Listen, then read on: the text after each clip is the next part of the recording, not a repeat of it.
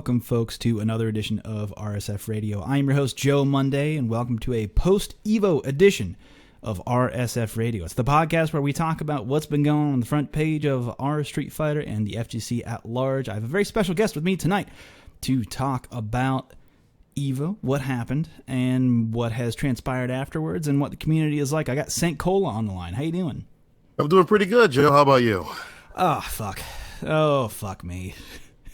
I'm not going to get into it on this particular show, but something happened at work today that has me in quite some way. I'll say this much: if gun violence might be something that has affected you or something that you feel passionate about, I urge you to continue to do as much as you can as a citizen to maybe influence policy. Vote. That means vote. That people out there, vote. Please vote. I suppose maybe contact the people you need to contact. Mm-hmm. That's not exactly the way I want to start this show, but I have to be honest about it. That's where I'm at, to the point of like I'm so mad. There was a point today where I got so furious. I was cackling at how mad. Like, I don't know if anyone's ever been in that position where all they could do is, maybe that's just my like innate response to like survival mode, where it's like something like to be in danger, I laugh in the face of it. I don't know if you're that way. I don't know if that's how you respond to things like that, but I get in a way where I might laugh at inappropriate things, and that's where I was today. I was so cackling mad. It's like a defense mechanism, yeah, almost to hold you back from going the deep end. I still I do it too sometimes. Like I'm like I gotta. You can only laugh at the absurdity of it, you know. Yeah, I mean, but at the same time, I guess that's how I am as a player as well. I know that some people who are watching me play in pools at Evo were like, "You just started laughing, and it was very intimidating."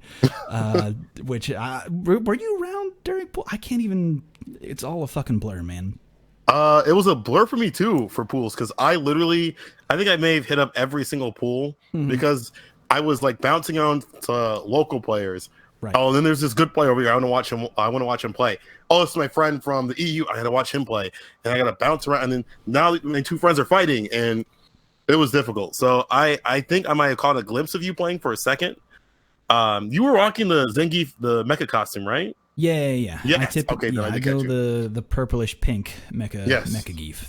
That's my go-to costume now. That Mike and I we didn't necessarily have a costume battle, but we ran a set one time, and it ran at such length, and I felt defeated enough to say, I concede this costume to you. This is now your costume. So I'm no longer Santa Geef.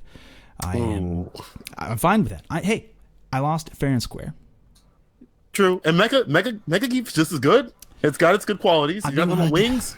You take them off if you don't like them. Yeah, I like the Mecha Geef, and I mean I can't have the Geef costume, Al Geef costume now because Kachipamu, but we'll be getting to that eventually. We're not quite ready to talk about finals just yet because we're still talking about pools. Pools was, man, it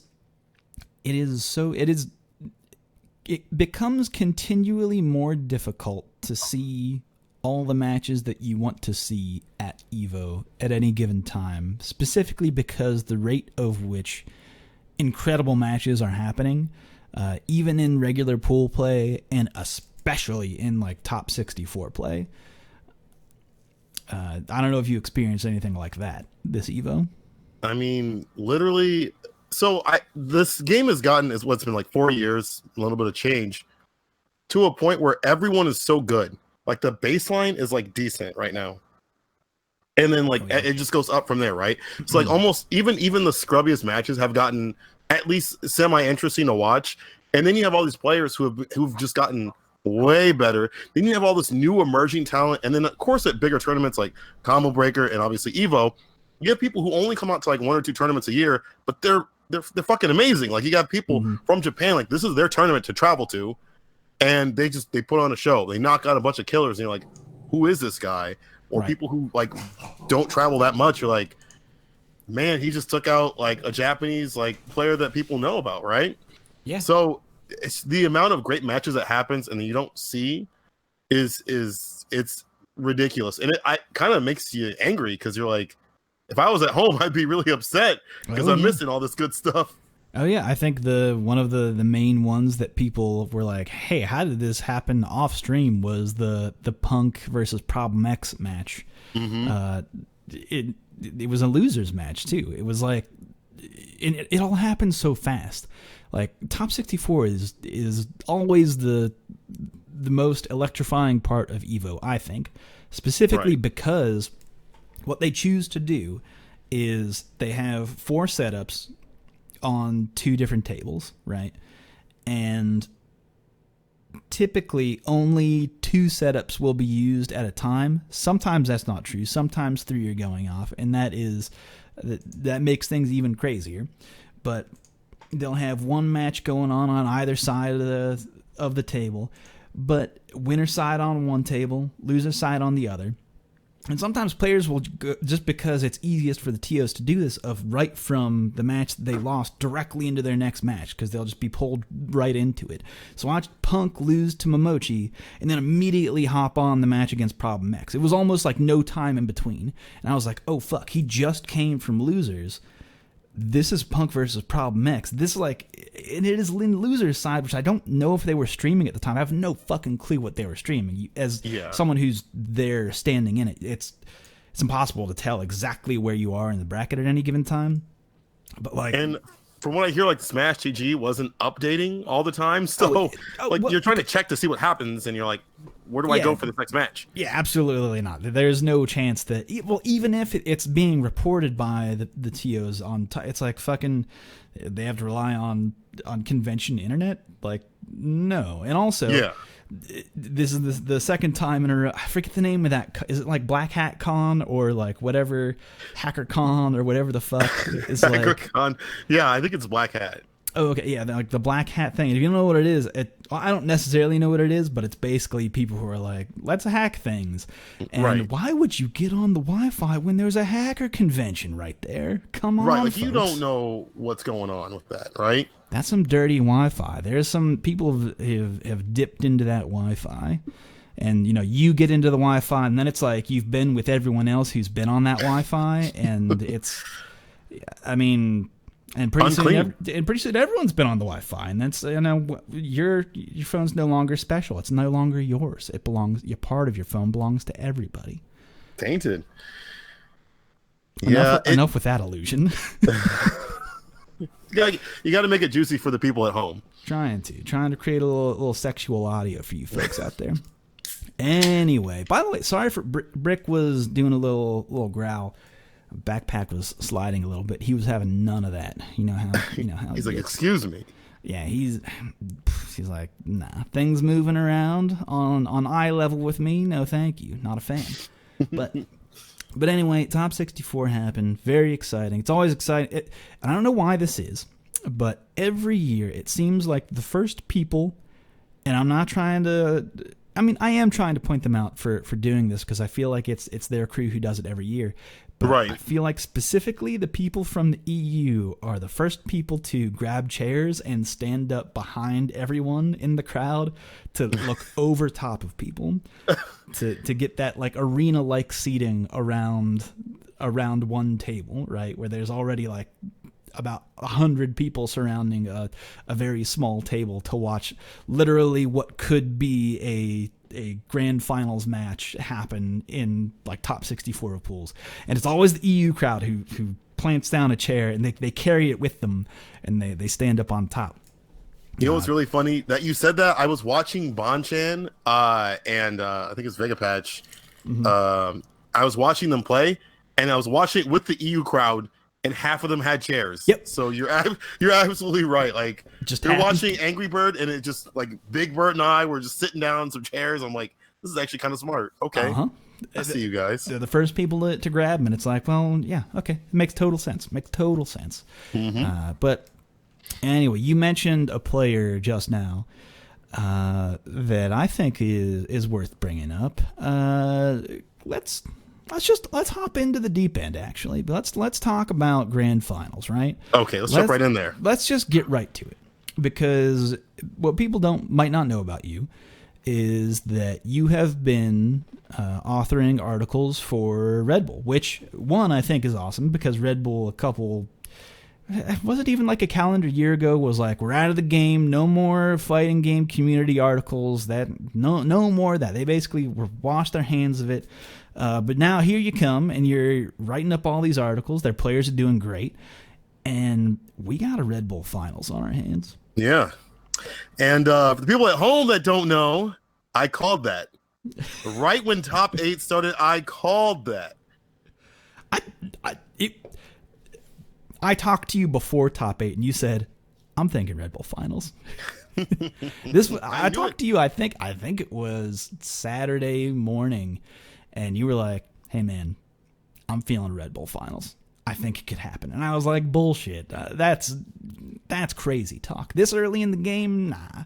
You're like, "Trust me, man. I'm feeling it. I'm feeling it." You were like getting real low hunch. You were like, "Hey man, rubbing your hands together. I feel it, man. It's coming. Yeah, I'm rolling the dice. Let's let it ride. Like, all right, I don't know if I believe you. That's fucking crazy talk. But then here we are, Red Bull Grand Finals. Mm-hmm. What can you tell me about that specifically? Because you had the ins with players, I imagine. So when it comes, before Evo starts, right? I had no clue these two players would actually make it to Grand Finals or even top 8. I knew Bonchan was going to make it to top 8. If you watch the FGC Translate stuff, you can tell he's a ridiculous player. How he studied Punk and how he's been playing lately, it's no surprise he made it in the top 8. Although I had a little bit of doubt because people study players that have hot streak. And then for Adele, aka Big, right, he has been on a downtrend lately, and you can kind of see he's a little shaky online sometimes about like his results and things like that. He even put a tweet out saying, "Can Evo come? Like, can we postpone Evo?" I forgot how many weeks it was or whatever. And I'm like, "Man, you'll be fine. You'll be all right." So then during pools, I'm watching these players play, right? I'm watching them make their adjustments during their play. I'm watching them just play like they're on fire, right? And I'm like, I start believing. I'm like, you know what? They're going to both make top 8 free. Like, for Bonchan, it's going to happen for sure. And Big Bird, I believe in this guy.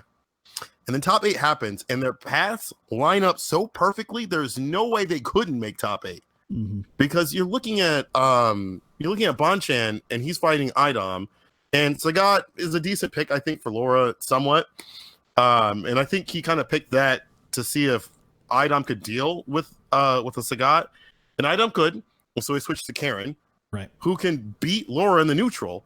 And sure enough, Bonchan has some of the best neutral in Street Fighter V right now, and he dominates. Mm-hmm. Like, of course it's going to happen. Then he plays Infectious. He already played Infectious at Versus Fighting, and he dominated that matchup using Sagat, who is pretty decent against Zeku, especially against the old form. Right. And unfortunately, Infectious doesn't like to change his programming. That guy, he says, you know what? I'm programmed to do A, and I'm only going to do A, and that means I'm going to stick with old, even if it kills me. And even if he switched to young, I don't think it would have made a huge difference. But staying in old, pretty detrimental. Mm-hmm. So then he's in Grand Finals, right? I don't think Bonchan had to fight anybody else, did he? I'm sorry. My memory is bad because I was very tired. That was Grant. Yeah, that was his path from top 8 winners side to winners finals into Grand Finals. That's correct. Okay, good. And then for Big Bird, everything lined up perfectly, and it's so impressive because he fought Yangman, who is a Zeku player, and obviously he plays with Angry Bird, and he's played Zeku before, so he's broken down that character. But the thing is that even if you study with somebody, you study with somebody else's character like that, right? There's a chance where you take on their tendencies, and you assume, like, even if it's like subconsciously, right, that those tendencies will be applied to other players. But Big Bird's really smart. He's a smart dude, and he knew to break that, and he played out of his mind. He beat 2 types of Zeku players that are vastly different than Angry Bird, and he had the matchup knowledge. He understood how to break that fortitude, and he was in. And then the only time I was worried, because he fought Fujimura, right? I think it was Fujimura. Yes. Fujimura. That was the only time where I was like, this may be a problem, because that matchup is, I think it's fairly even. Both sides will probably say that both characters are cheap, but I think it's fairly even for both. but he was just playing out of his mind. He's already on a hot streak. He's already warmed up playing these top players. And Fujimura, like, he's very optimal, but people don't know that Big Bird's like the most optimal Rashid. Like, he's the best Rashid, but he's the most optimal Rashid. And so he did it. And then their grand finals, Red Bull grand finals. And just so people know, there was no shilling involved. You know, I was just saying it because I knew these two players would play out of their minds, and they did. You know, I study this stuff. People don't understand. I do study this stuff. It's for commentary purposes. I study players' matches, matchups, and all things like that, the particulars and all that good stuff. I may be dying right, but I know my stuff. You know what's funny to me, hearing you say it, in having you talk to Big Bird earlier in the, like, before the tournament and watching him play before, is that actually today I went back and I kind of scanned through Big Bird. He did an AMA on our Street Fighter about almost like 3.5 years ago. Mm-hmm. And just looking at some of his responses, and it was like specifically someone asked him about Game 15, which is a old tournament in, I believe it was in the UAE, and he took first place over Infiltration in from losers finals, and his response to that was like, I didn't expect to win that tournament, so I went into, and it was just, there was no pressure, and as soon as I got into top 3, I didn't expect to get second place, so he was like, I wasn't worried about it. And then by the time I got to grand finals, it was like, well, I might as well just have fun. And he ended up winning. So it's like, it's one of those things where I think when he's out of his head, right, going into Evo with that whole, like, well, I don't have any of this pressure because, like, maybe I've been playing bad. And then just all of a sudden, Big Bird is unleashed and plays, like, legitimately out of his goddamn mind. He was playing so tight. I think grand finals was like the tightest I've ever seen him play. Yeah, it was ridiculous. I mean, Bonchan is on a different level than other Street Fighter 5 players right now, but for him to get even to that echelon is incredible. And obviously, the top 8 was not free. Like, those are the best players of Street Fighter 5 because they ran the bracket of the most varied amount of player skill that you'll see this year. Like, some people might bring up Capcom Cup, like who like them. This is kind of a tangent, but like, is Evo? If you win Evo, are you the best player of that game, or is it if you win Capcom Cup?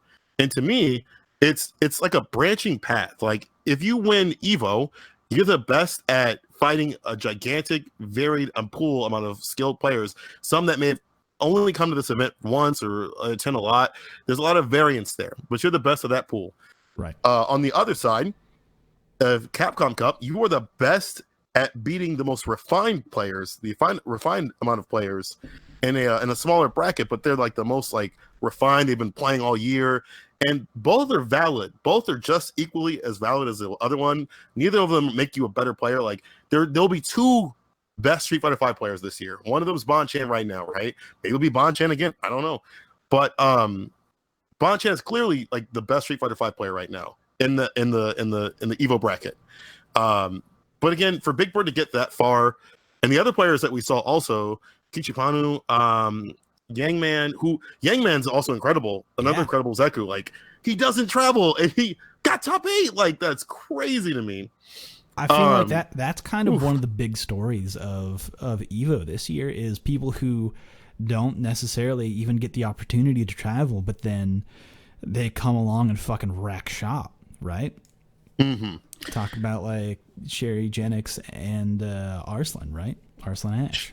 You know what's insane is that Sherry Genix is the one who made the one who decided the fate of Tekken 7 at Evo. Like, that's incredible. Like, honestly, it was her. Yeah, she decided the fate. That bracket would have been 100% different if she had not put her foot down and helped out. Like, that's insane to me. Like, that's another small little tangent that people don't understand, that if you provide help to the scene in any facet, like, you could change everything. You could, for the better.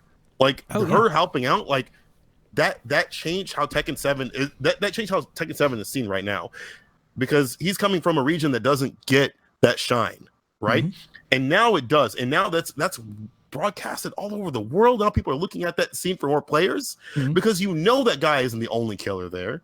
You know, also, I mean, that goes for Big Bird as well. Yeah, he can't be. Well, yeah, that's that. You cannot be that good at the game and not have other people who act as your whetstone to make you that sharp.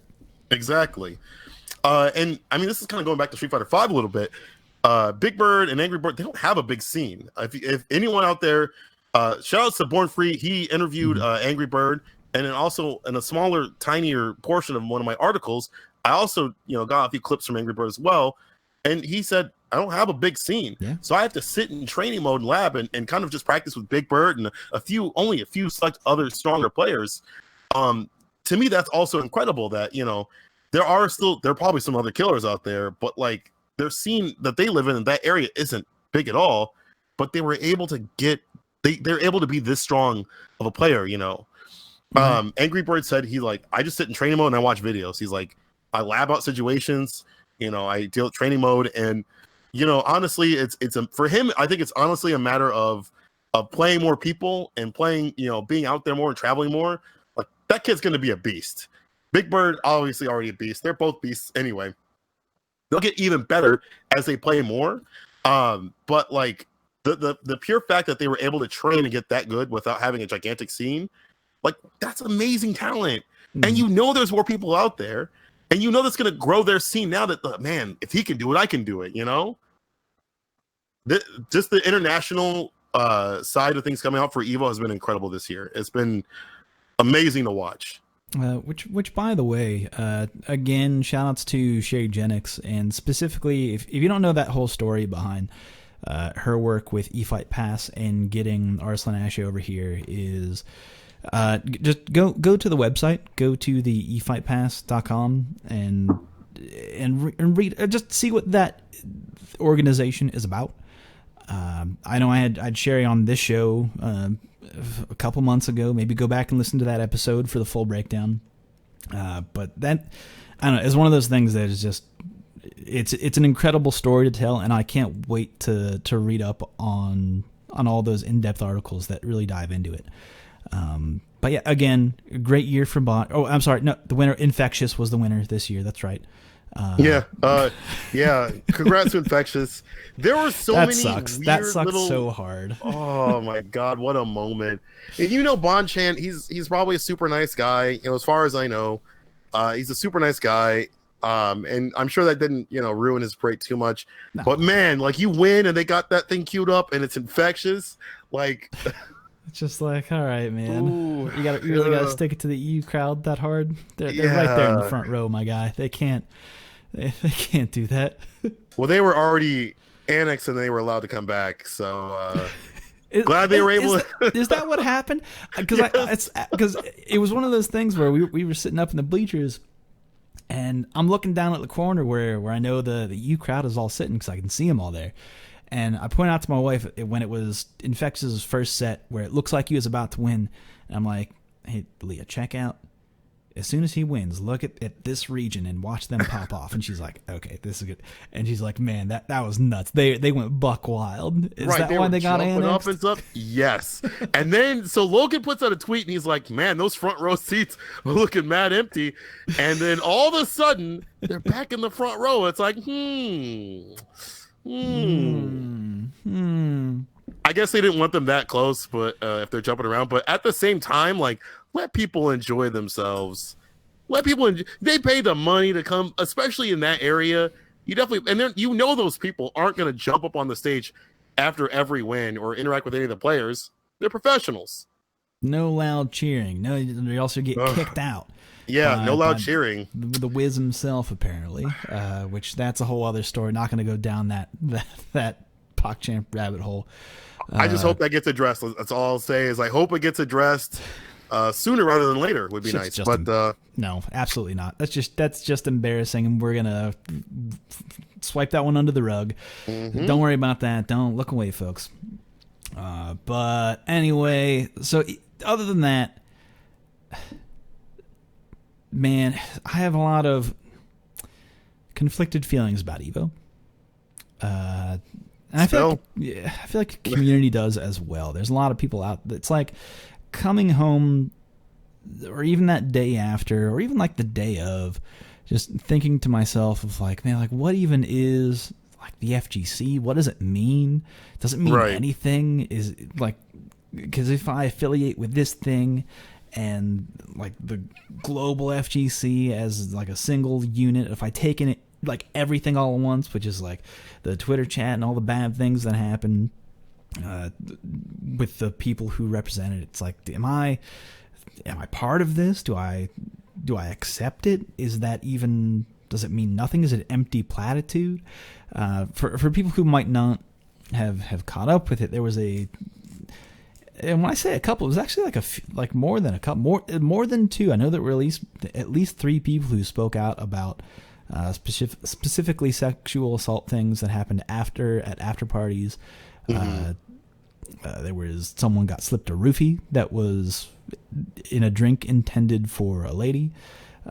Someone actually did get roofied, I believe. Yes, and she's currently going through like just the depression of being betrayed. Yes, you know, at the safety of an event.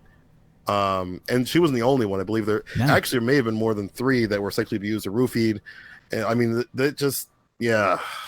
It is one of those things where I mean, this is us, right? This is not just, because here's the other thing. This isn't a one-off, like this is just an Evo thing. This is not just an Evo thing, because I've heard many other women step up and say, this is my story. This is my experience. This is the way that I've been treated. And I think that you have some high point of having the women of the FGC panel at Evo, having then people be like, why the fuck does this need to exist? And then things like that happen at the after parties. It's like, my guy, like this is why.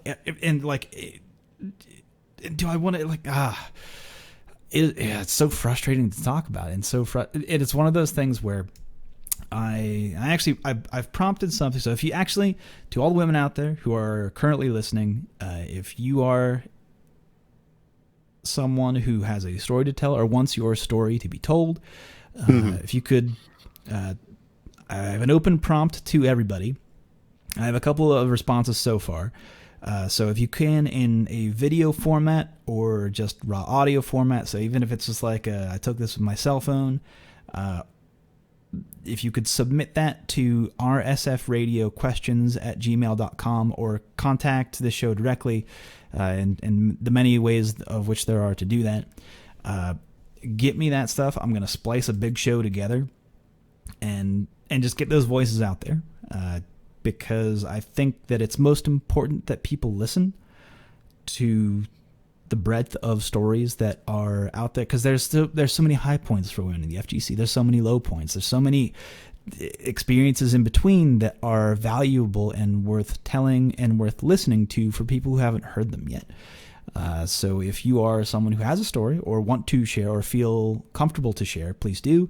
If you are uncomfortable to share but still want people to hear it, you can submit anonymously. You can just write into RSF Radio Questions, and I'll get someone to read it for you, and we'll include that in the show. That'll be its own episode. I don't know exactly when that'll be, depending on how quickly I can edit things, depending on how quickly responses get in. But again, just kind of a call to action to anyone out there who's listening and has something to say. I want to amplify your voice. And take myself out of it as much as possible. So I want to hear it. So that's, I don't know, that's just an unfortunate situation that has happened, but is also not uncommon. So, right. I don't know, it's got me feeling in a way, my guy. I'm going to be 100% honest with people. Sorry, hold on. Had to get my dog out of the way here. You big beefy boy. You chomp. Yeah. Big old baby here. I'm gonna be 100% honest. Like, there are many times where like I'll look at the FGC and see some things happen, and the responses that happen to that event are so disappointing that I want to leave. And I put in so many hours upon hours and blood and sweat and tears, not even close to some of the other people in the FGC. But like I am indebted to the FGC for what's done to me for me. But I've also thought about leaving. Like, sometimes it just becomes so much life on top of the things that happen, and what is supposed to be a spot for you to be yourself and to enjoy with the friends and people you consider almost family is consistently ruined and toxic. It becomes too much. And part of me, I'm surprised at the way that I came from Evo, because like I honestly was like, part of me was like, I want to be done with this, because we, as you said, we had the panel and we have this stuff happen, and sometimes it feels like nothing has changed, right? Sometimes it feels like just we have these good things and they're just superseded by terrible things, or they're overcome by awful things, where the women of the FGC can't even feel safe. They can't even come in and play their pools without some dude oogling them, or trying to hit on them, or treating them like a serious competitor. They can't walk around the venue by themselves because some creep following them. They can't even go to the parties and enjoy themselves because someone's gonna roofie them or sexually harass them or abuse them or anything else. And they can't even enjoy the time. Kayane gets top 8 at Soul Calibur. Yeah. Like, what the heck? like you could bring these things up to these sexist morons, these incels. The scale is like, it is like constant. It's wavering back and forth. There's such a range of emotions that go along with all of this stuff. It's like, again, there's so much to celebrate, and yet all of it. Or like, I've said this before, but anytime that poison comes up on our Street Fighter, there's always at least one person who just wants to show their whole ass. It's just, here's my whole ass. And it's like, my guy, like, are we seriously gonna do this again? It's like, again, every single time? We just had a blow up in one of the other communities about that. Like, and they're not even part of the Street Fighter community. Like, you're right, they just want to show their ass. I don't know. And at the same time, despite these awful things, like, I'll be honest, I'll keep it real. If someone wanted to leave the FGC after all the things that have been happening because they don't feel like there's enough progress, I would not begrudge them at all. I would not look at them with any less respect. I would say, you know what? I am sorry that there wasn't enough for you here, and that it wasn't safe enough for you here. That goes for anybody. But at the same time, like, I also respect people that do stick around and do want to make it better. And like, when I look at people like Mama Dow, like, on some real stuff, on some real shit, Mama Dow is one of the best people of the FGC, like, top free, like, absolutely free. She's the most inspiring people of the FGC because of the hard work that she does and all the garbage and trash that she has to deal with. Her, Persia, Sharpie, all the women of the FGC have to deal with so much trash that even on a base level, they're more impressive than some idiot who can press buttons well. Mm-hmm. Like, the amount of garbage that they deal with is way more difficult than getting top 8 in any game. And them working hard and continuing to work hard is what inspires me to try to work hard for them and the community, to create a safe space and to create a bigger community and try to stamp out these terrible aspects, wherever I can or however I can, and to stick with it. Those women are more inspiring than the players.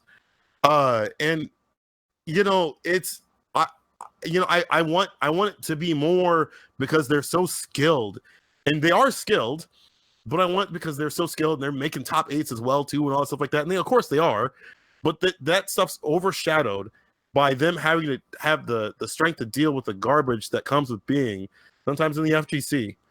And I hope that some people can, if they can, see the light in the FGC and see the people that are working hard in the FGC, especially the women that do want to stick around and try to help them, if they. But like I said, I don't begrudge anyone for leaving. I honestly don't. Like, I've been in the scene for over 10 years, and it's only recently I've been coming off and going into locals and offline things and stuff like that, like maybe 3 or 4 years ago, right? In the events. But like, if I didn't have that, I would have left like a long time ago. If it was just the Twitter and the social media and all that internet trash and I wasn't able to interact with the people, if I wasn't even able to meet people like you, Joe, if I wasn't able to meet amazing people like you in person, this stuff would not be as real. You and like I know you don't like that, man. You and everybody else I fucking met up with at Evo always like trying to give me compliments. I'm not because you deserve it. I'm not good at taking. I can't do it. I'm taking over this. I'm taking over this podcast for a couple minutes. Joe deserves the props. Okay, this man puts on a podcast. He gets the right people on the podcast to spread their message. He constantly promotes things. You do more work in the FGC than some of these people wanting sponsorships. You do more than most people. That's the fucking truth. I'll actually take that. If right? I can take praise specifically to shame people who say they want a sponsorship and don't put in any fucking work, I'll do that. Good, because some of y'all are fucking lazy. Yeah, we'll get that with the money section. But as you know, you meeting people like you and other people that restores my faith in the FGC, because there are good people in the FGC. And there are people that I want to work hard for and help out and be inspired by and continue to be a part of this. And even though there are some rancid parts, and it's so difficult to bring new people in and say, look, now we do have these problem areas, and try to guide them in the better areas and work with them to fix things. It's to me, it's worth it. To me, it's worth it. But I would 100% agree if someone said, hey, personally, it's not worth it to me. I'm bouncing out. Like, I get that. It's sad that it's like that, but I'm hoping one day, like I just saw something on Twitter. I'm not even going to blow it up. It is what it is, but it's just how people itemize women. And it's just, God, yeah. It's especially at FGC events when they see a woman at an FGC event, they're like, oh, cool. I'm here I'm going to get a date today. I'm going to say hi and stuff like that. Instead of saying that's a serious competitor and I want to kick their ass. I want to play some sets with them. I wonder what character they play. Who do they make? Like what? How long have they been playing that game? And not in a sense of, oh, you're a newbie, but like I want to get some tips. I want to learn. Speaking of prize money, let's go to that. I'm a little heated. I'm sorry. No. It's again, it's one of those things where, and you and I can just. Here's the other part about it is that, in my opinion, I actually don't know if there is much value. And please write in and correct me if I'm wrong, people who are listening. I don't know if there's value in me or you being upset about any of this stuff. It's not, because it's not the burden that we've carried. We can be angry and we can feel and we can empathize with it and we can sympathize with it, but it's not our story to tell, which, again, why I want to prompt people to like either write in, call in, and let me know, so that voice can be amplified and heard. Because I mean, like it's very, like you said, it's very easy to be frustrated. So but again, I don't know if it's like it's just not. It's not my story to tell. Like I want that voice to. And the thing is, like you said again, there are people out there who are definitely telling their stories and getting it out there, and they have a voice, and it is being uplifted and being valued within the community. We're getting there. It's like we're close. There's so much to celebrate. Again, that's like, I know that it's easy to feel bad, but at the same time, I also want to uplift people and say, look at how much good work there is. Like there's actually so much to be happy about as well. Right. So it's this constant roller coaster of emotions where like my gut's all tumbly, and I it's one of the things that I feel comfortable admitting on this show, but actually, you say people leaving Evo feeling that way. I actually was going into Evo being, I almost didn't go. It was to the point where about Tuesday night, where it was like time to pack, where I was like, you know what, man, I was like, I don't know if it's worth it. I don't know if like all of this is even worth it, or the community. I don't know. And going to Evo and seeing people, talking to people, there's there's still that hang on where I'm like, you know what, there is still so much to celebrate and so much to move forward. We're actually telling you the other day where it's one of those things where I feel like the fighting game community is on the precipice of something where, let's say that League of Legends fighting game comes out, and they throw their League of Legends ass behind it, right? They throw that Riot ass behind it and prop it up within their own Riot infrastructure, specifically using their own Riot infrastructure, completely outside of all the things that the fighting game community is on about right now. Toss it all out and have their own infrastructure to run their own shit. Because think about it, here's the thing that got me my mind churning about this. How many people entered the Fortnite, whatever the fucking Fortnite Cup, whatever the fuck they called it? Like millions, wasn't it? It was like million. Upwards of 40 million. Why? How? Because of all the things that Fortnite is. It's a free-to-play game. It was online. And FPS. It was qualifiers. Online. Online. Imagine having a fighting game where the online has been worked on by the canons. Think about that. GGPO, history of all that shit. What if the infrastructure of their fighting game is so good that the entire people who are brand new to it, because here's the thing that the old guard doesn't fucking understand, and I've been trying to tell people this for fucking years, but there is value in online tournaments. There is something there. Granted, we're working with Street Fighter V. I fucking get it. You want to joke on me all day. Fucking fine. That's valid. I get it. But what if you have a game where the online component is created by the people what did create GGPO? I think that would be insane. I think it would be I think it would be like how KI is, where it's just meticulously perfect. Like it's just. What if amazing. That element is so good, and now you have a whole new influx of players who are used to the League of Legends shit, and a game that's easy to learn, created by the people who are very talented at propping up new fighting games. What if that bubble of new players is so fucking big that you're not a part of it? You and I are not a part of this brand new. We're so small in comparison to this big brand new bubble that's inputting huge amounts of money into to get their post KO dance in. Right? I'd pay money if I could get my big giant robot in Rising Thunder to floss after I get the KO. I wouldn't fucking do it because that's not how I interact with the fighting game community. But that's not the point. I know there's a bunch of fucking people who would, right?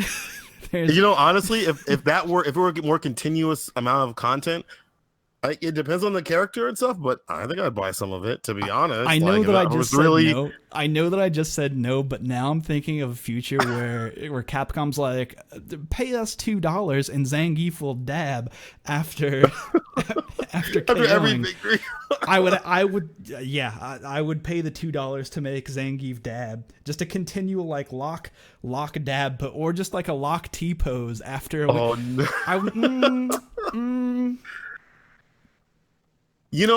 I've got enough bankroll that I would pay the $4, whatever it takes. Yeah, throw it down. That's okay. Like, you're getting your money's worth out of that. But see, at the same time, for this bubble, introducing League of Legends, you're also introducing the other things that may come with it as well too. Where there are the positive elements where it could have the best online, but at the same time, we are still playing fighting games, and they are still going to be a niche thing. Almost no matter what you do, unless they're made in a way where they're hiding the fighting game kind of element. So that kind of depends on how they make the game. Yeah. And I'm not going to say the entirety of League of Legends is toxic, but there are big pockets that are, just like in every community. Yeah. And those things spill over to the fighting game community as well too. So now you're having an influx of players that are like that, and they come in and they're in a different type of toxic. And it's just heads clashing and things like that. I'm all for just, hey, you uproot all this stuff and everything is on its head. It's chaos. and everyone has to figure out what they're doing now and adapt to this new world order after this giant nuke of League of Legends was dropped, and we're all living in like a post-apocalyptic world. Like we have to learn how to survive. The old guard has to learn how to survive. Like that's amazing to me. I'd love that, because then all these companies and these communities would have to adapt, and they would probably have to grow their content and figure out how to do a bunch of other stuff. League of Legends drop doesn't mean that Street Fighter disappears. Oh, of course not. Like you get to still play Street Fighter 5 or 6 or whatever happens, or any other fighting games. Yeah. It just becomes bigger. Like the scene becomes bigger, but things are modified now. Like the whole aspect of everything changes. Yeah. And I'm fine with that. I just hope that the bad elements of League of Legends don't carry over as well. Because that's always been a point of issue. Yeah, that's a whole other conversation. That's a whole brand. Yeah, that's a whole different brand of toxicity. And I mean, let's get it straight. There is a reason why the Fortnite World Finals was just a lot of white dudes. Mm-hmm. There is specific socioeconomic reasons for that happening. And which I'm not going to get into in this show because I don't know dick about that shit. I read a very good article on it, but and I'm not probably won't link it in the show notes because it's so far off. But I would just say that there is good writing out there on it. But maybe that's something that we need to confront later on in the fighting game. It's really fucking hard to say. It's like we're on the precipice of the landscape changing entirely. I just hope that good people are at the forefront, and there are some people who have been around for a while that maybe it would be okay if they weren't. But regardless, folks, let's talk about money. Money talks, bullshit walks. Mm-hmm. Because prize money for this event, biggest Street Fighter tournament in the world, Bonchan walks away with $31,700. Kachipamu, Yangman, $1,445, which is still that's a good grip of money. But friends also that I came with won more than that gambling. So I don't know. Regardless, I've seen a lot of people talking, a lot of people starting some shit over, well, why does the FGC not have money? Where my money go? And to me, it's kind of fucking obvious. Like, you look at, again, I'll bring up Fortnite again. You bring up Fortnite, a lot of that money came directly from Fortnite. You can't really compare EVO to that Fortnite championship because it's more of a similar thing between like Capcom Cup and that championship, right? Where they bring in all the money from like costume sales, all that bullshit, money over time. The money doesn't come from entry fees, and most big tournaments like that, there's a lot of outside sponsorship, which adds to the prize pot, which we in the fighting community don't typically see, because our prize pool typically comes from the literal prize pool of what it costs to enter the pool. Right, like that's all we usually get for many events. Pretty much every single event. That is what it is. So I've seen a lot of people like confused about that and like complain about it. And like, what is our response to that? I've seen some people out there being like, well, what if they charge $20 per game? I'll enter for $20 per game. Fuck, man, if you just want to see the numbers go up, make it $100 to enter each game. Like, it's still gonna be like, that's not the fucking right answer. That's right. That's just like a issue of, that's like someone who says that is the same person who's like, I've been playing this clicker all day. Guess what, dude? The numbers keep going up if I'm not even playing. I've got the numbers go up, man. I keep pressing the button and the numbers go up. And it's just that easy. You just keep pressing the button and everything works out fine, right? We were working with rookie numbers earlier, but now numbers going up. Like, it's funny just to see like people suggest that like there isn't like that's like a band-aid. That's a band-aid. Oh, we're just gonna up the price of the venue or whatever. That's not enough. because you're still a small group of people playing fighting games. You're not changing the size. You're not changing the right. You're not widening the audience. Right. That's the key right there. Yes. I think we've actually had this discussion before last time we talked on this podcast. Perhaps. Where if you want more money, you need a bigger audience, and you need to look at give the investor something to look at.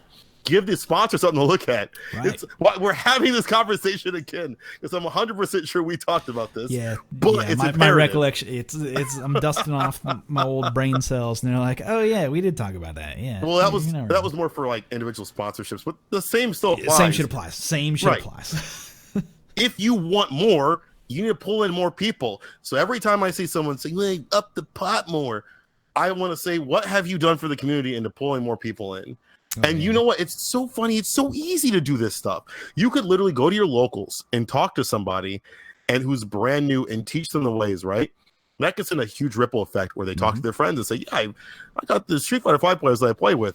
Some of them may even play, and they didn't know about that spot. Bam, you got 3 new people coming through. And then now your local grows from 25 to 30, and maybe local restaurant is like, hey, I can give these guys some $5, $10 off or whatever. And then other bigger brands see that you guys are starting to get, more in with sponsorships and stuff like that. And they start saying, maybe there's a way to invest in this without blowing all of our money, or we can do this in a small short-term kind of thing. Or if we're a product-based thing, we can slap some logos on them and send them out somewhere. And even if they don't do good or bad, they can hand out some whatever. I don't know. But the point is, the bigger you grow, the more opportunities happen, as you see in other games. And that should be such a simple thing. But we are so dragged down by negativity, toxicity. We can't even treat the women of the FGC right. And I know, I'm sorry for jumping back on that, but it's just a general thing of like, we can't even do right by the people that are in our community. We can't even grow the community. Why are we focusing on money right now? Yeah, like take that $20 that you would spend on the entry fee to another bracket, and instead spend that money on, like, invest it within the community, like throw it back in. Yeah, buy someone's venue fee, like for like at your locals. Like maybe they haven't had a chance to play, and then all of a sudden they're hungry. They're like, "Wow, I really want to play this game now." Go to your local colleges. I have a friend. Shout out to Spin Infinite. He's been going around streaming. Is it Spin Infinite? I always mash together and call it Spin Infinite. It's Spin Infinite. Is there another in? Oh, okay, all right. I'm the one who's wrong. No, don't worry. We've had a lot of back and forth on that, a name change. But Spin Infinite's out there also with LK Seth, Low Kick Seth. These two go out and they go to different venues and they stream. They've been going out to the suburbs in various areas, to GameWorks, things like that. And they've been pulling players in that have oh, we didn't know that there was even an event out here. And they just made one by going out there, holding a bracket and streaming and bringing their equipment. Like, they're building the scene by doing this. Of course, they're spending their money and their time and their effort. But guess what? That's what it takes. People like that grow the scene. Those people are the ones bringing opportunities. Just because you press buttons well a couple times, that helps, but it's not enough. What RJ and Spin Infinite and Seth are doing, those things are going to grow the scene long term, bigger than other people who are just waiting around for the money to drop out of nowhere. They're saying rifle through the TO's pockets. I'm sure he's got something in there. Like, yeah, there's nothing. You're gonna find nothing but air and lint. Here's another example. Prime example. After Evo, I saw Mena saying, "Hey, what about this Geefs gym shit? Who do I ask to get in on this?" And I'm like, "Hello, hi, 'tis I." And he's like, "Hey, man," and then I feel comfortable sharing this privately. Okay. This private message, but he was like, "I want to translate this into Spanish." I'm talking about a former Capcom Cup champion, right? Saying, "I want to spread this news of something that I believe will help new players come into the game, into a brand new segment of audience who doesn't speak English, to bring them in and help them learn fighting games." I'm talking cream of the crop. That guy fucking gets it. I've been saying that for years that he fucking gets it because he took that Capcom cut money and he invested in his community. The fuck is like that. That's what it is, folks. That will grow. None of this like these like jank ass ideas how to like bring extra. It's investment. Right. We have to personally do it because this is legitimately like a hobby. This is like hobby grade esports, right? We're not talking. This isn't. These are artisanal esports that we're working with here. We're not even invited at any of the lunch tables, like at all. We're not sitting anywhere. We're in the corner somewhere behind the soda machine. How can you make one of the best fight sticks that is out there and not include a single fucking fighting game at your lunch table? How you not going to invite any of us? Man, there wasn't even a Smash, a Street Fighter, none of that on any of those tables. I was like, come on. Shout outs to Razer. They make a great stick. Shout outs to EVO 2015. They make great products. EVO 2015, great product. Yeah, they're great. Product. I hear it's very good. God, fucking damn it. That's what it is, you know. It is what it is, folks. I mean, I didn't know Minna was doing that. Like, that's sick. Like, that's awesome. I mean, like, hopefully that goes to. I mean, that's a big undertaking. That's huge. Long fucking books. So, like, hopefully he has people that he's working with to help him translate. Actually, if you know Mena, if you listen to this show and you know him personally or are interested in translating into Spanish, hit me up. We'll figure something out. Because here's the other thing is that someone else hit me up and was like, hey, I want to translate this into Portuguese.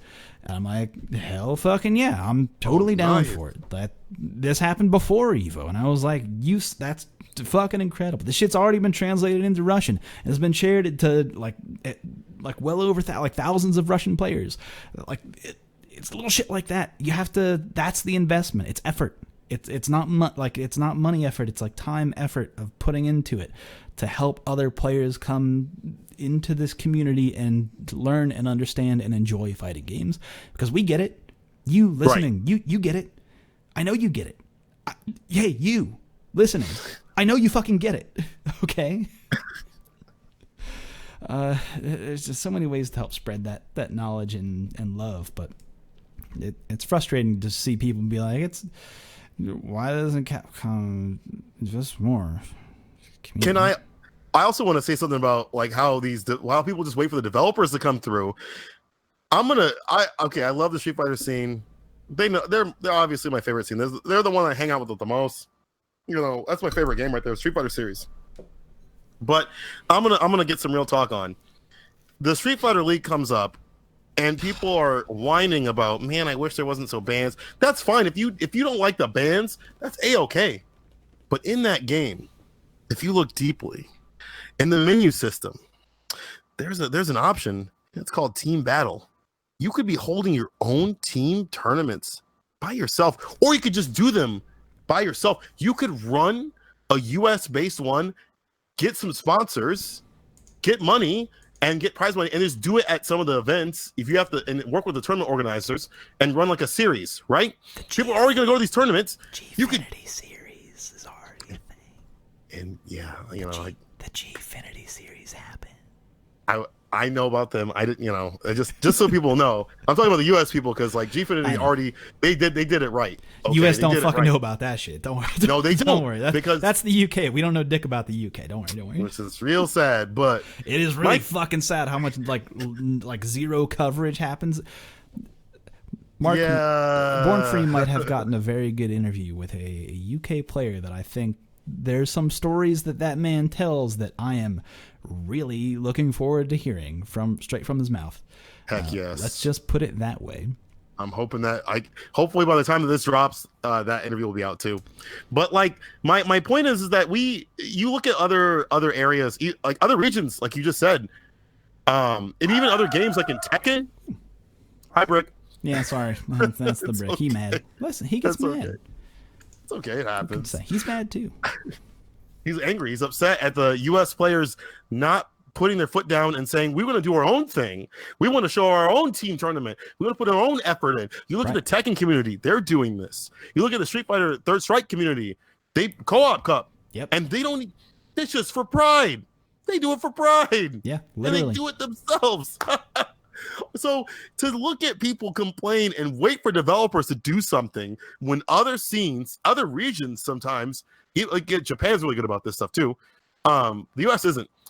But to look at those other scenes do these things while we sit here and complain, it's wild to me. Like, you can make these opportunities. It's the same with sponsorships. It's the same with finding investors and stuff, even locally. You just have to put the effort in, but people just don't want to put the effort in. And when something comes along that they don't like, they could have made years ago, months ago, they're like, this isn't what I want. I wish we had something else. They spend more time complaining instead of being like, okay, now I'm going to buckle down and make my own thing. Mm-hmm. Mm-hmm. So I love you, Street Fighter people. I honestly do, but we have to like start really working hard to make our scene bigger and bolding these opportunities. And honestly, I know some people are afraid because they're like, I don't want to invest all this time and money into this scene where I may not get something back from it, because some of them might see a business opportunity out of this, and they're afraid that they might not get anything back from it, which is, in some ways, it's really scummy to think about this scene in a form of money. But at the same time, some people need to get paid for what they do, content creators and such. But, you know, it could be a profitable thing years down the line. It's an investment. And it could be that way, but you have to put in the hard work right now. None of this stuff is going to come for free, and you cannot rely on developers or other organizations by themselves to come in and just give you an answer. So I saw something earlier today. I'm going to bring it up and get your reaction to it. Something that Sharpie said on Twitter.com. And it was a prompt. It was just, in my opinion, just to spark conversation. Her question was, what if stream revenues added to the prize pool? How do you feel about that? What's your gut check reaction on that? No, Okay. Absolutely not. I get where. Why? Yeah, I get where she's coming from, where she wants to add to the revenue for the players.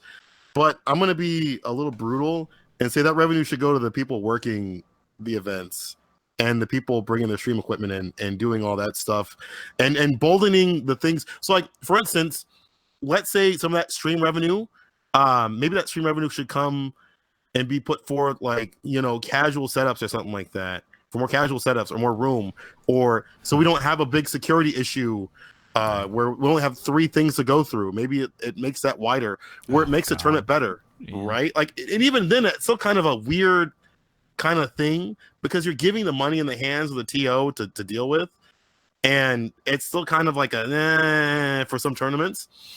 And that also becomes a weird baseline too, because if the stream revenue, the advertisement stuff is already being taken and putting elsewhere, let's just say we get a bunch of extra revenue from advertisers and they put it on the stream, they're able to advertise their stuff, because obviously that revenue would have to be pulled from somewhere else, from like the advertisements or whatever, pulled from somewhere else and put to this. They would need to be supported in some other way, right, which introduces more problems in and of itself. Right. Well, let's just say in the magical world that doesn't happen, that we're all good and we have extra. It's not really solving the problem of the people in the community needing to do more to pull in more people. Like, money is not going to drive more people to play these games. It has to be a collection of things. It helps to have a bigger prize pool, but it's not the only thing that's going to drive people to come in, right? If that were the case, there's like these. There was a tournament, and this is going to kind of sound bad because I love Marvel versus Capcom Infinite. There was a tournament in Las Vegas. They were having like some area. It was like a couple $1,000s. Only 4 people showed up. Like, this is during the beginning days of that game, right? So it's not just money that pulls in people. No, and adding to a revenue pot like that, when you can add it to other aspects of maybe the tournament or just community in general, and maybe people who need it, it just doesn't sit right. I get the idea, just nah. It's an interesting idea, right? Yeah. Because specifically, you reflect on something like EVO, where that is a tournament where it's the only tournament in the year where every finals is streamed from the same channel, right? It's not like they have their, like, it's not streamed on Capcom. I mean, it is streamed on Capcom Fighters, but it's streamed on EVO twitch.tv/Evo is where all the finals are on Sunday. So there's the way that works is a little bit different, right? But at the same time, you have to consider like how money is pulled in from Twitch and how it's not really like a liquid system, if that makes any sense. Like what happens when, like, here's the question that I don't think a lot of people ask is what happens to your $5 when you subscribe? Where does it go? How long is it there before the person who owns that channel receives it?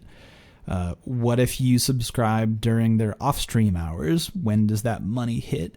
At what time does that person collect? Then at some point, well, where's that person then move the money? How do they keep track of all that to move it to the people who, like, the particular prize pool that it should go to? Because then the person who won is pretty much absolutely not guaranteed to get any of that money from a Twitch stream.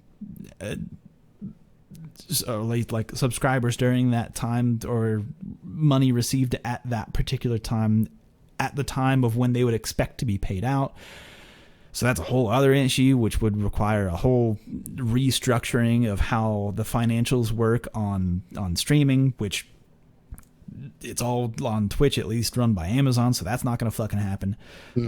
Like, they're going to hold on to that money as long as possible before they pay it out. Like, of course, they're going to hold on to all the hundreds of dollars before they divvy out those pennies, right? They're not going to change that shit. Maybe Mixer would, owned by Microsoft, perhaps. OpenRec is owned by Cyber Agent, so, like, again, no fucking idea. It's like the Cygames shit, so... But those are also smaller channels that, would you really want to run your stuff on those channels? Like, well, I mean, specifically like for Japan, and shit works differently over there. Yeah. Or like YouTube, owned by, and we know how like the YouTube money works, so it's not fucking there.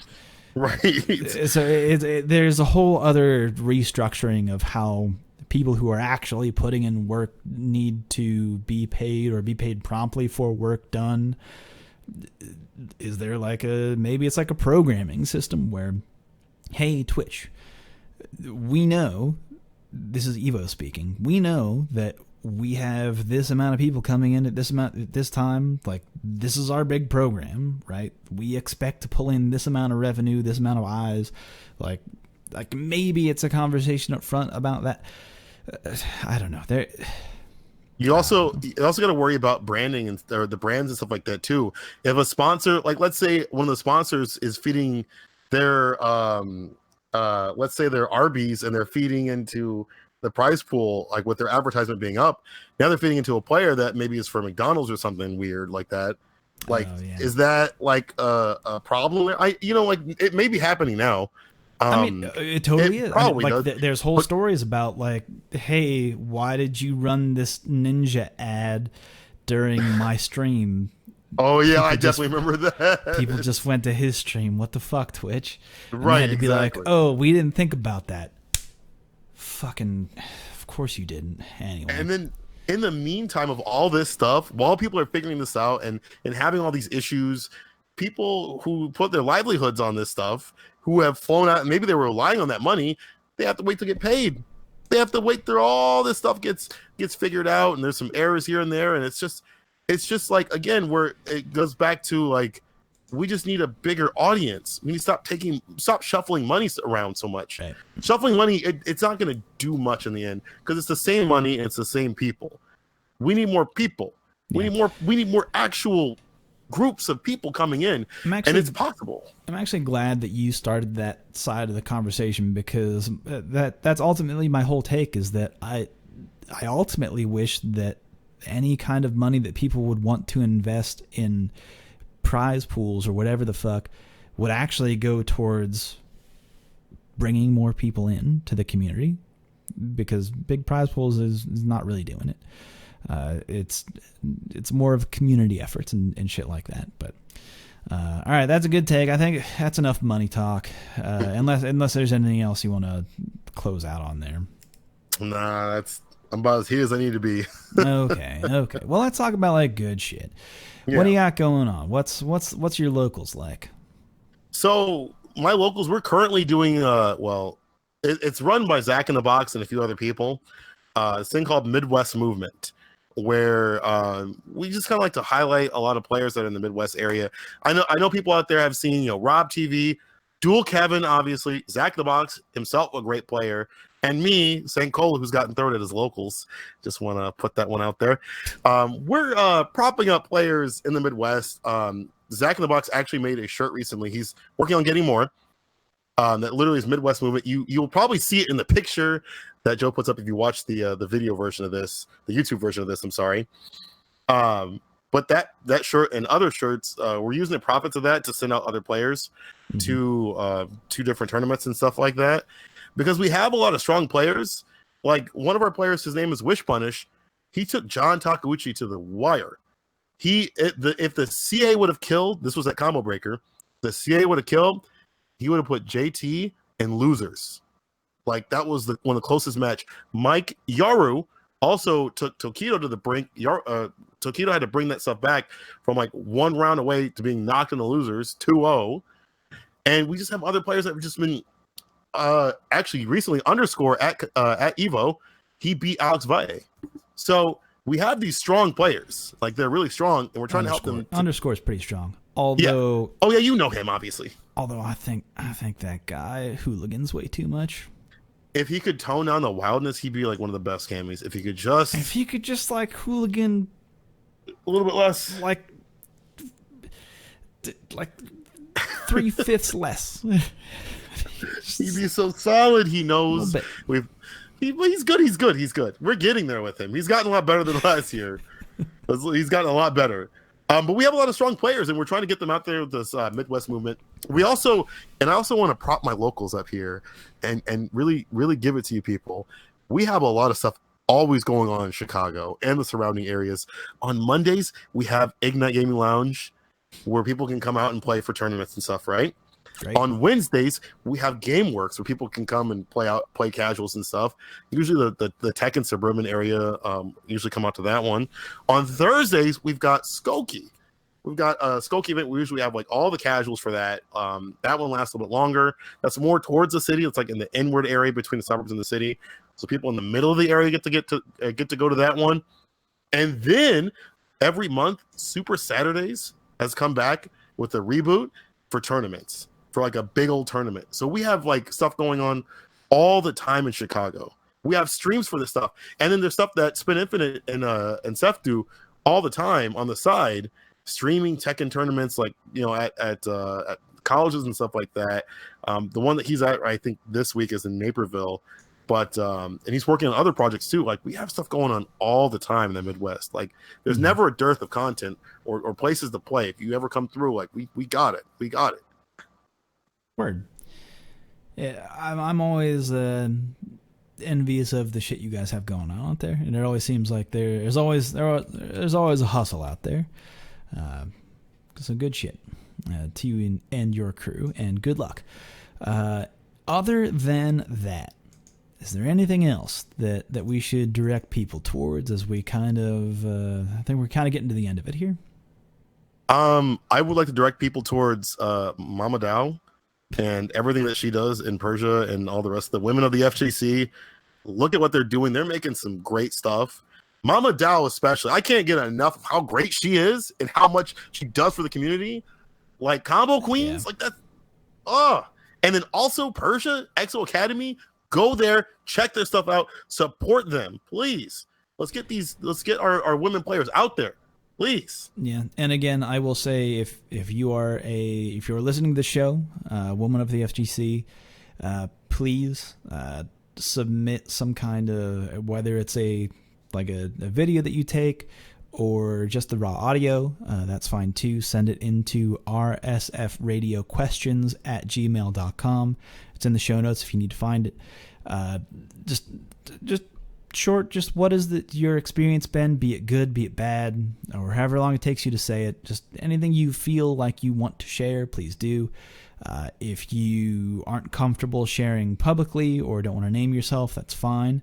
If you want to submit just text to be read by someone else, please just email in, write it in, and kind of let me know how you want it to be shared so that you have control over how it's presented. That's ideal, I think.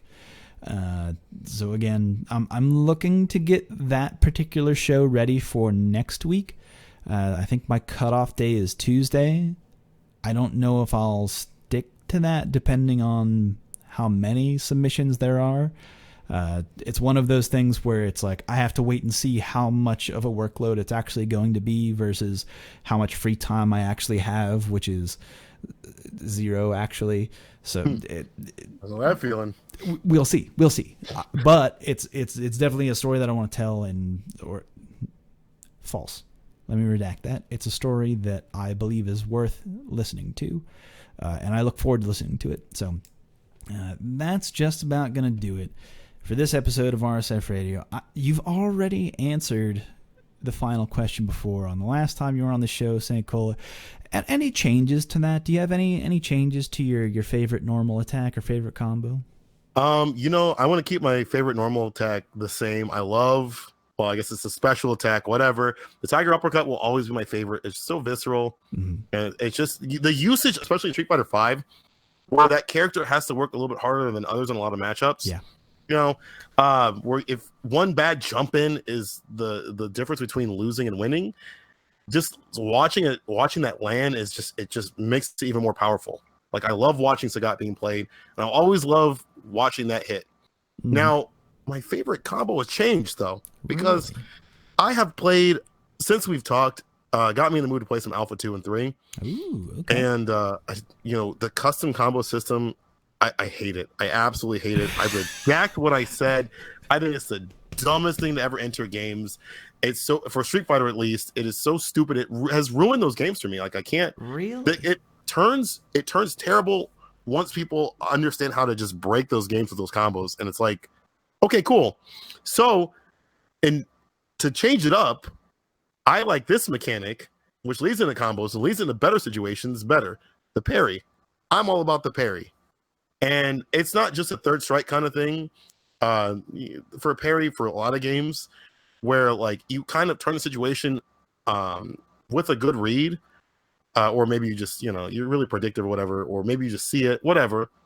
You hit that parry and you could switch just the momentum of the game. Like, even though Ryu players will try to parry stuff in Street Fighter 5 like a jump in, I'm like, don't do that. That's not how you're supposed to use that. Yeah, I'm like, you have a DP, like please anti-air. But I'm like, at the same time, like, all right, that's kind of cool. Even the Alex stuff, you see it all the time. I'm like, it's still kind of cool. And especially in Street Fighter Third Strike, the parry just it's such a momentum turner. Once you get that read and you start your own offense, or you start your own combo, or you start your own, like you begin your own offense from that from that decision, or maybe you gain meter, or you just save yourself from something that could have been possibly terrible. Like the mechanics that revolve around that, even though that game may not be the most balanced thing in the world, it still retains its enjoyment because of that system, because of the parry system. It's still, even though I realize the rich get richer in that game because of the parry, but it allows people to still have some fun even if they are losing.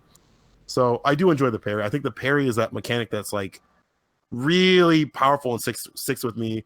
That was like my second, and then it went to my first once I experienced custom combos again. That almost leads into the whole, I feel like there's that conversation now, and I happen to know that there are a lot of interviews going up, at least there are some available now and will be released in the near future, where specific developers talk about inventing characters or not wanting to work towards design towards balance, but design towards fun, or design towards broken shit. I love broken shit. Bring on the broken shit. Fuck that. Fuck your balance. Your game is balanced. Fuck you. I don't want to play your game. Damn. Bring me because listen, man, you play Zangief long enough, you're used to bad matchups. Bring on the bad let me overcome it, or let me use my own broken shit. I want to have your own fun. Yeah, I want the other people to experience exactly how fucked up I can make their situation.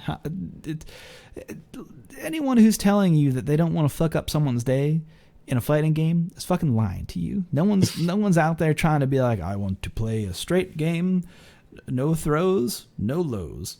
This is of course. It's like no one's saying that shit. It's always like, hey man, what if I had the most broken shit you've ever seen in your life? I'm gonna spam that shit all day for free. Looking forward to it. But oh fuck. That maybe the show's not over because we kind of need to talk about like, oh fuck, I haven't even addressed this because I talked to at Evo about this and a lot of people, which was I found it fucking hilarious that I recorded last week's show on a Monday, Wednesday happened, and then the show released on a Thursday before Evo, and on that Wednesday. Maybe we heard everything that was going to happen. Man. Yeah. That's still a big. That's still we should probably discuss that real quick here. Yeah. It's leaks. Whew. So after months of silence, honestly though, like the leaks, which Steam has been like, hey, and I suspected this when I first heard of what happened, where the video had posted up on Steam. When I heard that was the case, I was like, this one might be on Steam actually. And then they submitted an apology to where I was like, okay, that kind of makes sense. But then like the content of it, you see the 3 characters, you've got which are playable today. They're trying to do that day of reveal shit again, which would have probably been fun on Sunday, but we will never know. Regardless, we got 3 new characters. We got a Honda, Edmund Honda. We have Lucia, and we have Poison, which, for what I've seen so far, look to be super fun. Like, I haven't gotten my hands on them yet. I might by the weekend. I definitely will see them come Monday, hopefully. I think I'll definitely be seeing Lucia. I think. Oh, yeah, you'll be seeing Luce a lot. Like she kind of has all the things. Yeah, she's definitely an all-arounder. Looking at these characters, actually kind of funny because, watching the tech that's been coming out and watching people play these characters and learn more things about them, they actually seem super deep. And they took Honda and they gave it sucks, and someone already said this, it sucks that they gave Honda an interesting toolkit. And I'm gonna be honest, I have seen people flat out say that, oh man, I wish Poison was how she was in Street Fighter 4. And I'm like, no, you don't, because in Street Fighter 4 and even in Street Fighter times Tekken, she was boring. She was the most paper dry. She was so. It's not even like about her being lame. I feel like I liked her in 4 a lot, actually. That was just one of the driest characters. Well, I liked it because she was good at being dry. I'll say that. Like that's why I liked her. Here's the thing. Here's like my big secret that people don't know. Is I actually really like dry characters. There's a part of that is attractive to me. But I digress. Well, thankfully they gave her a revamped toolkit, and it just looks like they really cared about her as like her personality with her moveset, and also how it works in tandem with the rest of the game, because she's like space control, but she still has like pretty greasy stuff. Like one of her whip attacks is like +2 and it sucks you in, so she can do like suck you in with that EX. I think it's something heart rate. And then she does crouching medium punch, which is plus. You press a button, you're getting pieced up. Like, and she hits you with the punch is a good tool. It's a god button. It's definitely a god button. It's good. Oh man, and she has a lot of like cool stuff. Like her V triggers aren't like super like ridiculous, but they just extend her usability. Right. And I just feel like they did a really good job with all the characters. And even looking at Luce, like looking at her, like on paper, she looks really good. I don't think she's going to be busted, but I definitely think she has some great things that she can work with. Honda has some obvious problems, obviously, with the zoning. His anti-airs are fairly decent, but I think that you have to be really predictive with them. And I think he's going to have some bad matchups, but he may be good against other characters like Karen and stuff. And I was watching Automatic, shout out to Jibbo. I was watching him fight a bison, and he was doing really well. Obviously, it's early days, but I was like, I can kind of see how this matchup. I don't know who's gonna have the favor. Looks like Honda could kind of survive and weather the storm against Bison. Like, so like these characters are shaking up the meta. They all play very like way different.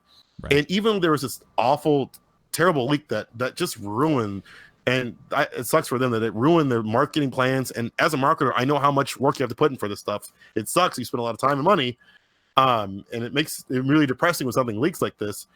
At the same time, everyone's really enjoying these characters. And this is the first time I think where people have said all three of these characters right out of the gate, they're strong. Like, even if they're not like good, they at least have something to equal the playing field. And they may not, like, Honda may not be like top 10 or even top 15, but he can make some stupid shit happen. Which is really important for what we were talking about with fighting games, like letting players have fun. I do like that he can cancel the overhead into Ocho. I like that a great deal. Stupid. I think that's fucking hilarious. However, you did say something that I'm actually not sure I agree with, and it's that I don't actually think that the leak ruined people's excitement. I think that, at least from what I saw on our Street Fighter and from what I've seen people on other social media, is like, oh, word, cool. Like, we get these cool new characters. Awesome. And again, shout outs to the people who work at Capcom, our friends there, who were like, busted their fucking ass to be like, okay, now we have all these things split out. We can play them during commercial breaks, which there are a lot of if you watch Evo straight through. So we'll just get to play it a bunch of times now instead of the one time, we guess. Maybe that's what we're on to. So, like, again, shout outs to everyone who's on that team, who especially the people I talked to this weekend who were like, yeah, it kind of sucks. And I'm like, hey, like, there's still a lot of it looks to be like these characters have been received so positively, like, already before people could actually get their hands on them, that I don't know if it matters or not. I don't think that this is the thing that's going to bring someone. Again, here's the other thing. The announcement at Evo is not going to bring in new players. And here's where I was for every game, to be honest, with new characters and stuff like that. Here's where I was actually very wrong, is that I predicted I shot my shot, top of the moon, was like, you know what? Let's see, like, brand new fucking game, new Critical Arts, whatever the fuck. None of that shit makes any sense if you put it into the plan of the CPT season. Right. Total sense that we would just get characters before, at this particular juncture, and then maybe come November we'll get like, hey, something is on the horizon, and then big Capcom Cup, hey, like, final season's coming at you, here's what it is. Omega mode, who gives a fuck? I don't know what that shit looks like. But then let that play out, and then have that be like its own year. Maybe there's a balance change halfway through where it's like, okay, yeah, we kind of did fuck up Lucy a little bit. She's a little bit strong. Let's give her a little bit of nurse. Maybe that happens. I don't know. That makes sense to happen at like next year come this time or whatever. Yeah. Or like extra like new costumes or whatever the fuck. People keep talking about Street Fighter 6. That I still think is buck wild. I don't think that shit's real yet at all. That might exist in like a document somewhere where someone wrote down Street Fighter 6 ? And then like a businessman wrote next to it like money ? Like, money how? Like, is PlayStation funding this? And they're like, Stadia? Oh no! Stadia? Yeah. Street Fighter 6 on the Stadia? What's good? Let's get it. Let's get it going. No. Let it rock. God. Let's just good money after bad. Let's just throw in, dude. Let it ride. Let that money ride. Let's just get out the game. What's good? Actually, real quick tangent. This is something I just saw today. They sold in like the past 3 months 600K copies of Street Fighter 5. Yeah. Like, I just saw on their annual report or whatever it was. They had updated it. And I forget what the time period of that is, but I believe it was like just 3 months or something like that. It was like a short period of time, or maybe 4. But it was like 600K. Like, And if you think about their business model, like people are like, well, how do they make money if they're not like at 4,000 or 4 million and whatever, or even more than that? Because all they want to do is put a copy of the game in your hands, because they know you're gonna buy a Chun-Li costume or 7, and they've made a ton of money from that, and they don't care that you get it used or get it for $5 because they're gonna make their money back when you buy Chun-Li costumes and other DLC and stuff like that. Here's the thing, game of service. Yeah, here's the thing that I keep telling people within the industry that I feel like they just don't, like, people just don't fucking understand this. And I see it literally every day, where I keep telling people, hey, there's still a fuck ton of people who play Street Fighter V, and a lot of brand new players still to this day. And I know this because I'm still selling copies of Geef's Gym. I wouldn't be selling copies of Geef's Gym if people weren't learning how to play Street Fighter. Right. This fucking month. I wouldn't be doing that. And yet here we are. There's no reason for people to give me USD to submit to me their legal tender. There's no reason for people to do that unless new players are playing the game or new people getting into it. There's still a lot of people who play Street Fighter and a lot of new players who want to learn how to play Street Fighter. Like, it's like the furthest thing from a dead game I can think of. Like, it's just not fucking happening. Like, it's still it's a strong fighting game, and I don't know if like the people's opinion of that in like public forums matches up with like what is actually happening. It's one of those things where I keep yelling at people. I'm like, yo, there's still a ton of people who play this game years after its release, and I think it's in a pretty decent place right now, and I think it's going to be in a great place come Capcom Cup, the end of the year. Let's see that announcement. It's coming. Yeah, I know it is. They have two announcements. They said one in November, one in December. Oh, did they? Okay, yeah, okay, so, that makes sense. Yeah, that makes sense. Even more stuff. Like, so good on them for hitting that goal. That's how the business works. Like, it's about the DLC. Like, yeah, someone's got to keep those servers spinning. But all right. But yeah, good characters. I love them, and they're awesome. Yep. I don't know if I'll play them personally. I people know me as a person who plays a lot of the characters in the cast. I really never stick to a main. Usually it's Bison, but I'll flip around to other characters. They may not be my cup of tea, but I love that they're in the game. Like, great stuff. So yeah, I think it's great that all these characters are great. They look fun. I dig them all. I think Lucia's design is a little weird. Why is she wearing thigh highs? You don't need no thigh. Does Kevlar thighs? I submit to you. Kevlar thighs. Are they bulletproof? Let's. I mean, I don't know. It's you look at the Final Fight designs and it's like it's kind of in line with that kind of goofiness, that like weird Final Fight kind of thing. Like that's what a Final Fight character would wear. But at the same time, it's like those hams are bulletproof. Trust me on that one. I don't know. I'm glad that E Honda slaps his ass. That's very good. Yes, they brought back the ass slap. Yes. Yeah, big fan of that. You know I am. Let's do that on ESPN. Let's go. All right. Okay. Other than that, I do think I need to eat. I will need to eat a hat at some point because new Guilty Gear announcement came. I did not expect that, and also that game looks like it is the most beautiful video game I've ever seen with my eyes. So, like, not even beautiful fighting game, most beautiful video game I've ever seen. It's so smooth now. I guess they're using Unreal Engine 4, but whatever. Like, it looks so good. Oh, it's so good. It's so good. The way that they pan the camera a little bit, and it's like it's 2D, but then it like slightly reveals the 3D aspect of it. Is just, it's so good to look at, and the character designs are so good. Tekken had some good announcement. Leroy, when I first saw Leroy, my initial thought was there are so many people who are like, I know this guy. Mm-hmm. Yeah. Like this is like as a black male, I'm like, yes, this is what I wanted to be as a child. Like growing up, like I want to end up like Leroy. Like that's where I want to be at when I'm 60 or 50. Like I want to be like Leroy. Like this badass African dude, he's sick white dreads. Like that guy looks like a dude I dreamed up when I was a kid. Like that's what I want to be later on in life. He's like that was perfect on key. He's like a character from like the Boondocks.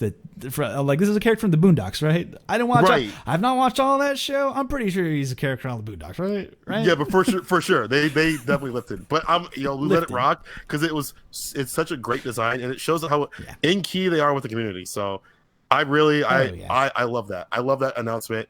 Zafina, whatever, who cares about that? It's all about Leroy. I mean, honestly, she looks fine. She looks fine. I don't necessarily know the lore. Apparently, like, Harada initially made that character in the first game that she was in, and then there was like a big hard redesign by someone else on the dev team. So like, and Harada was like, yeah, like I fucked up with this one, but this was fixed. And then he's like, but I went hard on Leroy, and I'm like, fuck yeah, you did. Fuck yeah. And then I don't know if you saw this. I'm sure you did. Yeah, he's invited to the cookout. Yo, for sure, Harada, if you're listening to this, and I know you are, you can get a plate. You can come get a plate. Come through. We'll put everything on there. You got the slaw, get the ribs. We got you, bro. We got you. You can come through. Man. That'd be really something else to see. Oh my god, it's so good. I'm a big fan. That would be quite good. All right, I think that unless there's anything else Evo related that you would want to talk about before we bounce, I just want to say Evo is a place where you do not, if you're new to Evo, you've never been to Evo, you're going to go there to compete in your tournament. There's a minimal amount of casuals. You'll have to find some suites to play. I'm just keeping it real. You're not going to go there like, it's not like Combo Breaker where you are able to play for 24 hours. Maybe that'll change next year, but that's how it was this year. So it's like you're meeting your friends and family. It's like a convention kind of thing. I heard from a unnamed source that there may be someone interested in bringing some casual setups to some after hours next year, perhaps in a public space that people could go to. I'm not saying who. I won't say exactly who might have said that, or the bird who has whispered that upon my ear.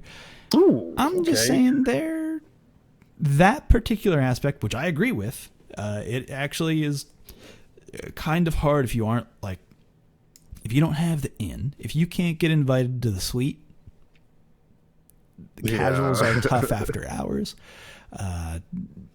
Specifically at Evo, there are a lot more tournaments that do that much better. I think Combo Breaker is the best one that does that perfectly. Oh, for sure. Tons of casual setups for people to get games in, like, which is ideal for a player. But also, it's Evo. It's a spectacle. It's a spectacle. But it really is. Let me ask you this. Here's something that I think Evo would benefit from. Why the fuck are we in an arena on day 3? Yeah. Why can't we be in the same kind of large, because it's a sold out arena that is only at most half filled throughout the day because of how fighting game interest works and crossover between all of that shit. No one's gonna sit in that arena, that loud as fuck arena, all day. Oh god, I couldn't. Like, even being there for, even sitting through one finals, you're like, just draining. I can't, like it. And it's not necessarily even like when they play like the finals themselves, but like the commercials that they play inside the theater. They're like, what? Commercial time? 11? Yeah. Okay, yeah, boost. Give it the boost. And yeah, some of them were definitely louder than the other ones. Like, I'm like, God, it is the most like physically draining, because it's something I don't give a fuck about, right? I can't be bothered to pay attention to this shit. And Evo's like, pay attention! Look at our shit! And I'm like, no. I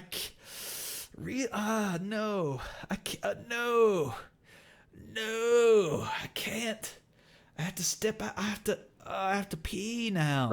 I have to leave the theater. But what if it was in the same show? It would allow vendors to sell more shit. It would allow more casual setups to happen during the event. Like, it brings more foot traffic into the event.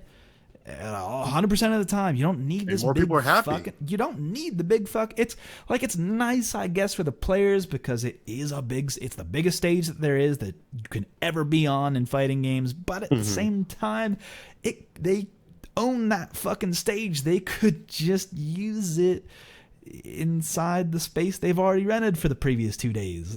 Or I say rent that space. You can keep the spectacle, whatever, I guess, because some people might want that. Or you can do that, and then also that space that you've rented out, rent out for one more day.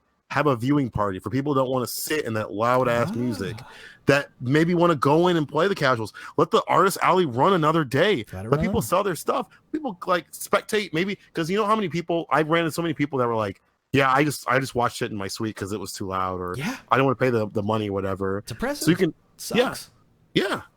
Or you could sit there and play casuals with a ton of people while you're watching Evo together and just like chilling out. Like it would solve so much to have that space open for one more day, and then people could just go off and do the, if they want to do the arena they can, or they could do the arena for a game and come back and play some casuals. Like that'd be so sick. Just leave it open. Place for people to go. Like the year before they switched over to, they didn't go to Mandalay directly. It was like they did the convention center, which was on the other fucking side of the strip, and then Mandalay Bay. But like when they had it in the Paris, do you remember that? I never went. Okay, this is actually my first year. People don't know. This is my first year going to Evo. Oh, okay. Word. Okay. So like years before, it was in 2015 in the Paris. They had like the main room, where it was like, this is where the big loud is, and then the side room, which was actually where most pools happened throughout the day. Pools happened in both rooms, but like they had like a viewing party, let's say, and they still kept vendors open in the side room, right? And they had the big main stage. Granted, you had to like buy a separate pass to get into the main stage, which I thought was kind of bullshit, but at the same time, no biggie, totally fine. At least you're using that part, that area. They're using the space. Like there's nothing stopping them from putting on a great show. They have all of the stuff. They've got all the shit they need to put on a great show. All the spectacle that they need. Just have it in a place where everyone can go, or just allow people to continue to use a space. Because I heard a lot of artists in Artist Alley who were like, kind of didn't do great because people didn't realize that I had to close down so early on Saturday. And well, now people are still here, but also I can't sell any shit. So it's like, well, what do you fucking do? Like, that's hard. That's tough.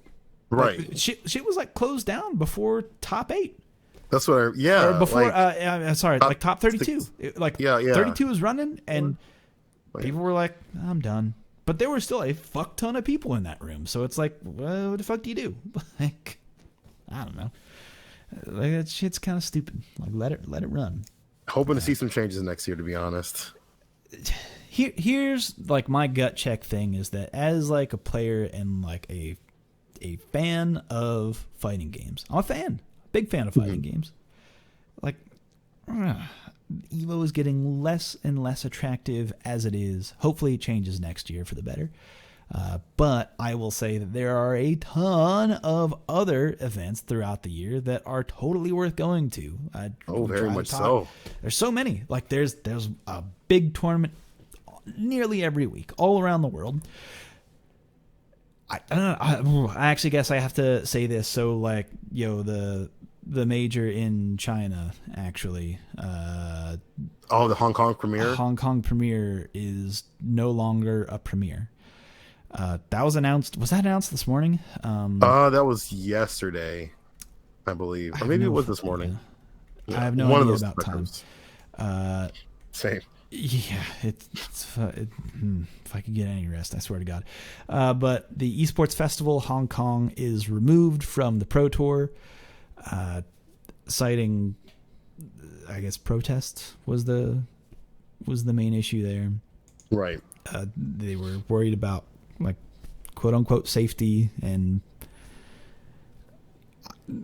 I honestly don't know enough about that particular region of where the tournament was taking place to say whether or not that is true. But what I will say is that I saw a lot of players from that region be like, this is terrible. This is like, because they feel as though it is not an unsafe place.